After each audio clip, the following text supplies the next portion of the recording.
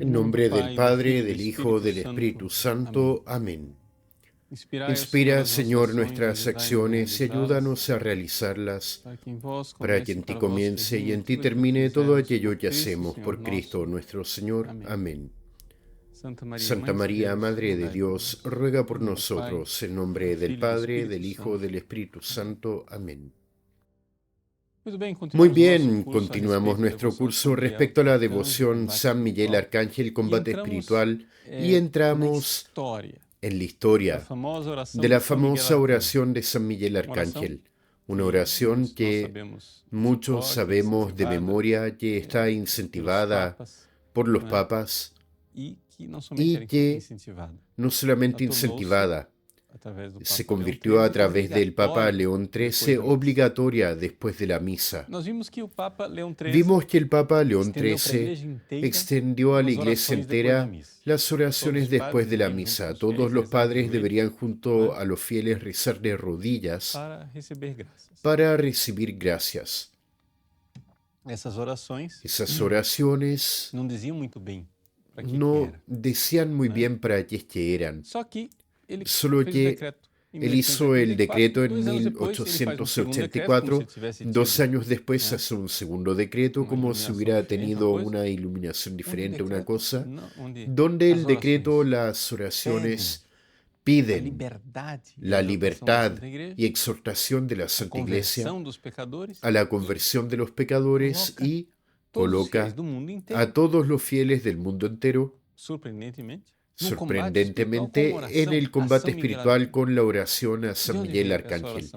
¿De dónde vino esa oración a San Miguel Arcángel? Bueno, existen varias leyendas rodando por internet respecto a la oración de San Miguel Arcángel, y nos gustaría aquí de una vez por todas aclarar el origen de esta oración a San Miguel Arcángel. Existe un libro dedicado a esta historia de la oración de San Miguel de Kevin Simons, este de aquí, Pope Leo XIII, Papa León XIII, and the Prayer of Saint Michael.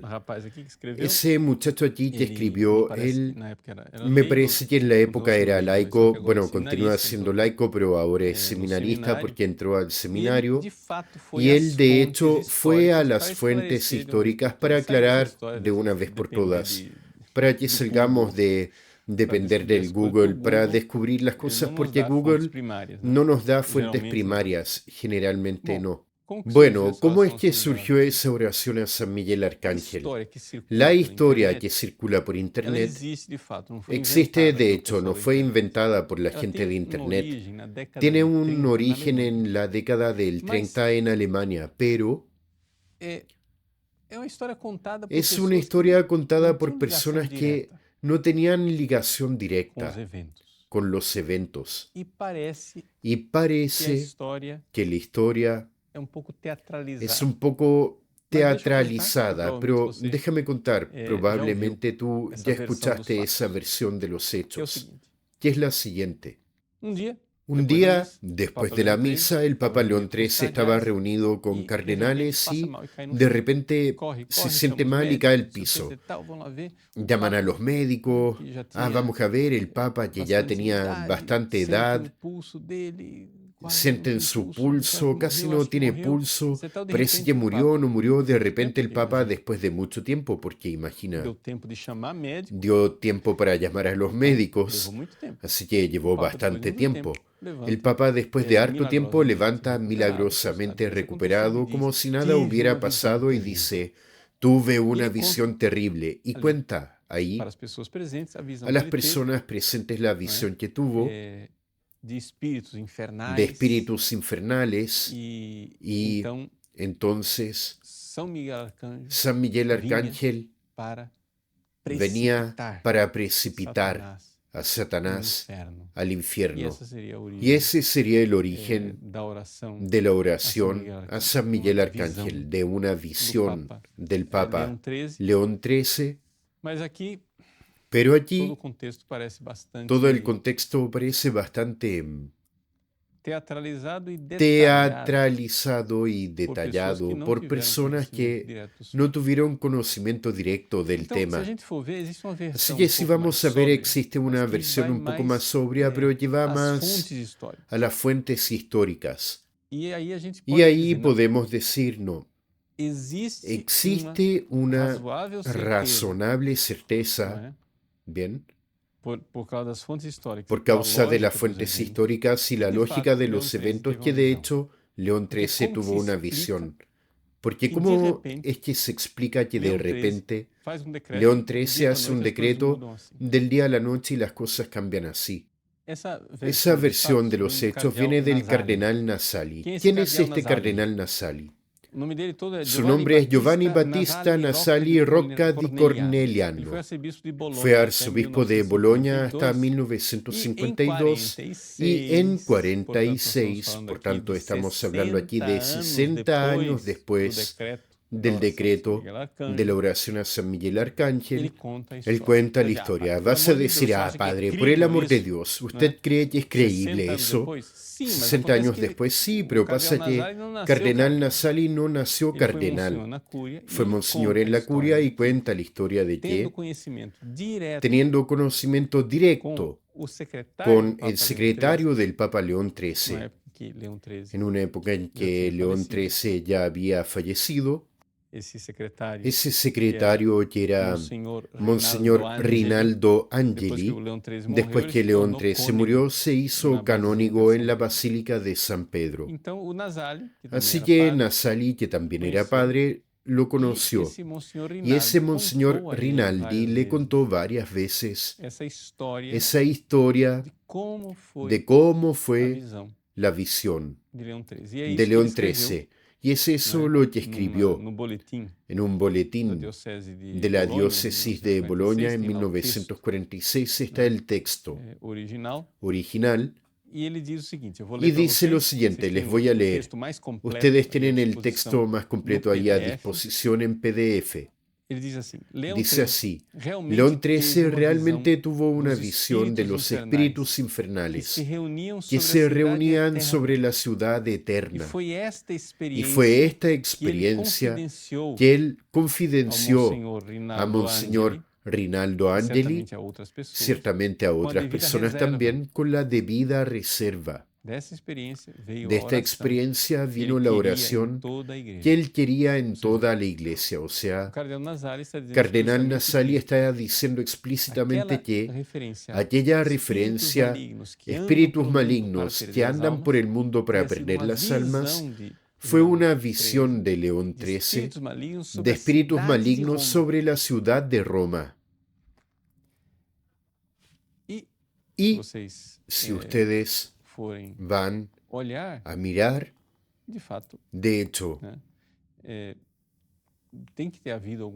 tuvo que haber ocurrido algo para ese cambio repentino de León XIII, porque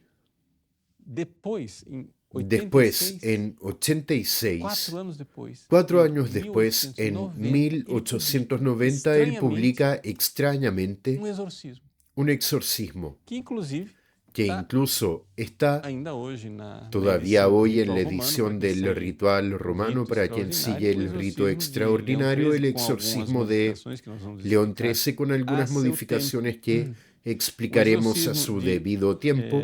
El exorcismo de León XIII está acá. Exorcismus in Satanam et angelos apostaticos. Exorcismo para Satanás y ángeles apostáticos. Él hizo este exorcismo, que es un exorcismo diferente a los otros. Cuando tú tienes un exorcismo, ¿para quién haces el exorcismo?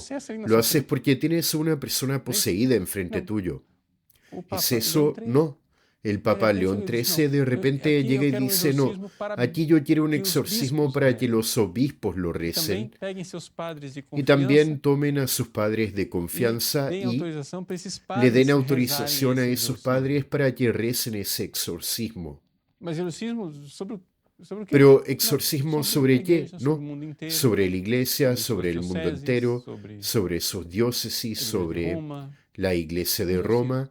Un exorcismo. Espíritus malignos que andan por el mundo para perder las almas.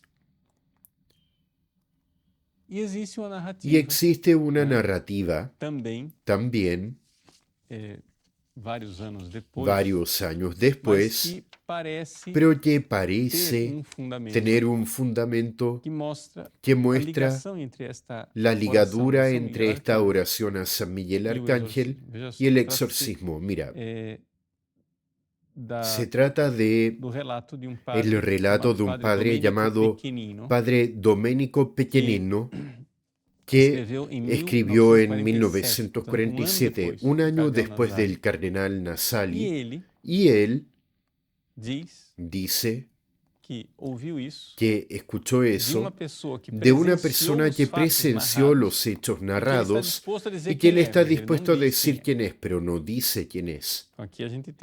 Así que tenemos un pequeño punto de interrogación sobre el relato del padre Pequenino.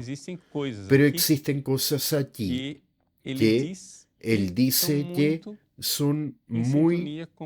están muy en sintonía con el relato del cardenal Nasali.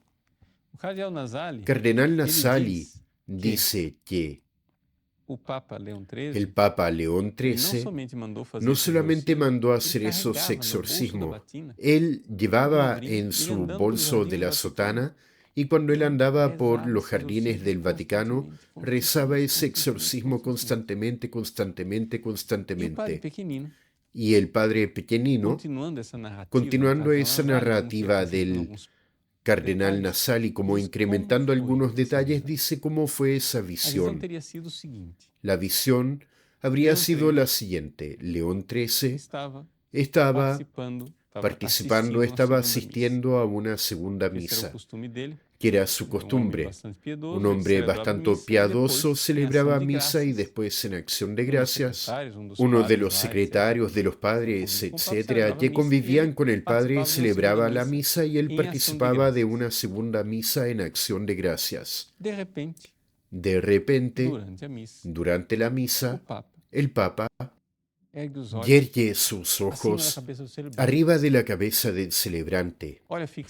Mira fijamente, sin parpadear, su rostro empalidece. Después de quedar con ese rostro pálido, queda ensimismado, se da vuelta para sí mismo y queda pensando. Da un golpe en el genuflexorio, se levanta y se va. Las personas quedaron apavoradas. Santo Padre, usted se siente mal, ¿qué fue lo que pasó? ¿Necesita de algo? Nada. Y se encerró en su escritorio. Después salió con la oración a San Miguel Arcángel. Hasta aquí el primer relato del padre Pequenino.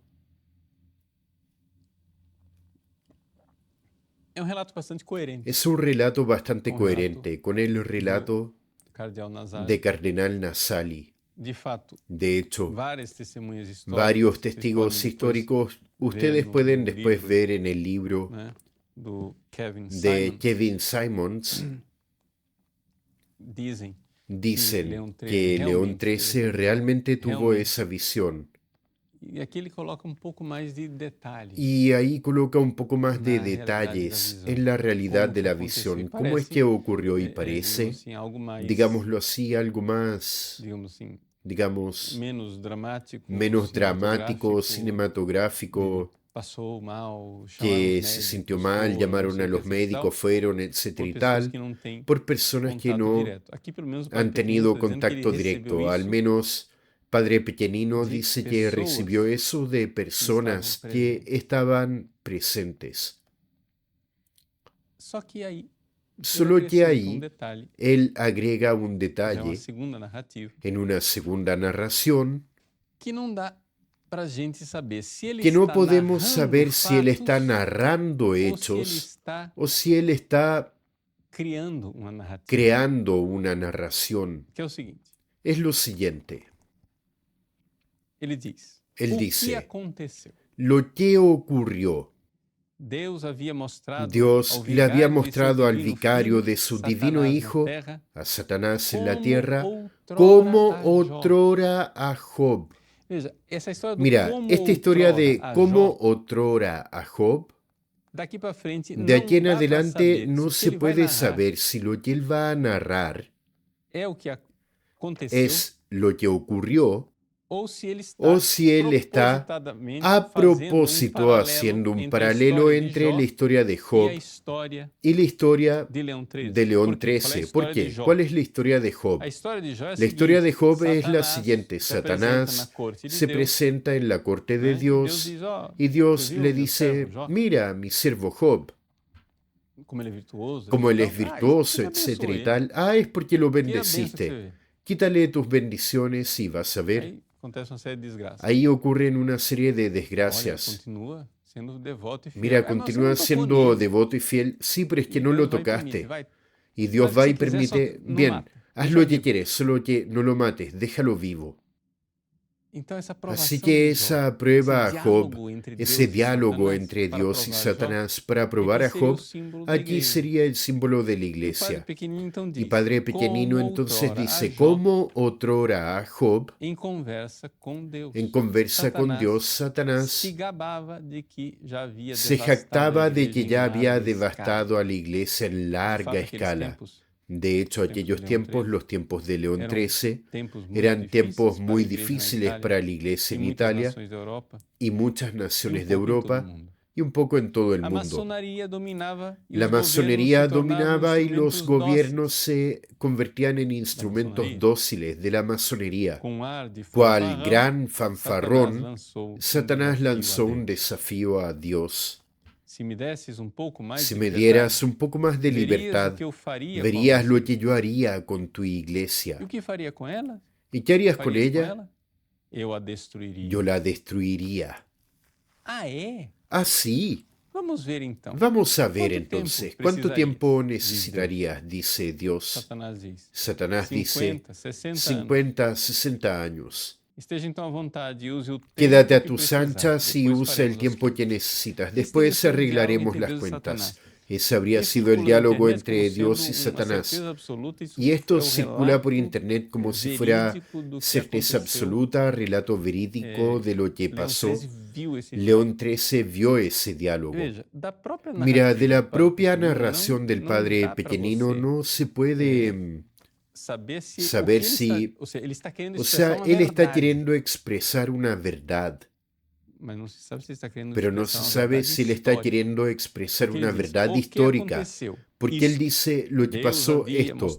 Dios había mostrado al vicario de su divino Hijo, a Satanás en la tierra, como otrora a Job, en conversa con él. Sí, pero Dios, en verdad existe una realidad teológica verdadera allí. De hecho, existe un permiso divino. Cuando la iglesia es probada, cuando la iglesia es azotada por Satanás, solo puede ser un permiso divino. Ahora, vamos a salir de la iglesia y miremos a Jesucristo. Si nuestro Señor fue preso, condenado, maltratado, crucificado, hubo un permiso divino. El propio Jesús dice eso cuando dice, si yo lo pidiera, mi Padre mandaría una legión de ángeles para mí, para que me rescaten. Así que evidente, Dios podía intervenir y decir, basta, ¿no? Dios dejó. Existe un permiso divino y eso es una verdad teológica. Una de las cosas que hacen con que tengamos una gran sospecha de que eso es una elaboración del Padre Pequeñino y no relato histórico es el hecho de que él habla de 50, 60 años. ¿De dónde sacó ese número? Bueno, la vida, pasión y glorificación del Cordero de Dios, escrito por la beata Ana Catalina Emmerich, tiene un relato que coincide con aquello que el padre pequeñino describe. Ana Catalina Emmerich, sabemos que ella tuvo esas revelaciones que fueron después escritas por Franz Beltano, no por ella. Fue quien hizo las transcripciones. Ella narra: Jesús murió y bajó a los infiernos. Jesús estaba ya en el infierno, hablando con el alma de Judas en el infierno. Y después ella narra que los ángeles entonces los toman en prisión dentro de un círculo infernal, porque Jesús acaba de lograr la victoria. Él va, pone prisionero a los ángeles, incluso a Lucifer. Y Lucifer es aprisionado. En el centro había un abismo de tinieblas. Lucifer fue amarrado y lanzado a ese abismo donde vapores negros le hervían alrededor. Todo eso se hizo de acuerdo a decretos divinos.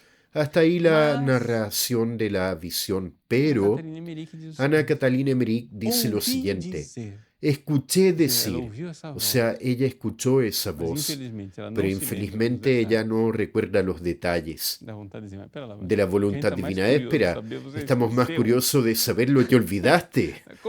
¿Cómo es que olvidaste, mujer? Por el amor de Dios. Escuché decir que Lucifer, si no me engaño, 50 o 60 años antes del año 2000 de Cristo, 50 o 60 años, quiere decir final del siglo XX, sería nuevamente soltado por cierto tiempo.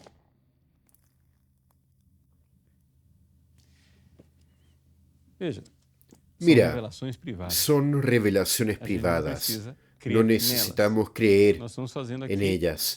Estamos haciendo aquí una investigación histórica. 50, 60 años del padre pequeñino aquí no es una cosa interpretativa. No estoy diciendo si es verdad o no es verdad estas cosas. Solo me estoy cuestionando por qué. Porque existen narraciones que no concuerdan. Sabemos que hubo una visión de León XIII.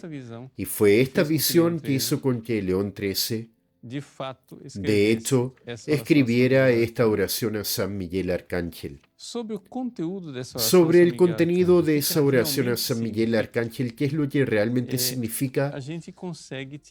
Conseguimos sacar luces de qué es lo que León XIII quería que los fieles hicieran. Cuando vemos la oración que él escribió para los obispos y padres y coloca una frente a la otra para entender el espíritu del asunto, pero para eso necesitaremos otra clase. Que Dios te bendiga. En nombre del Padre, del Hijo y del Espíritu Santo. Amén.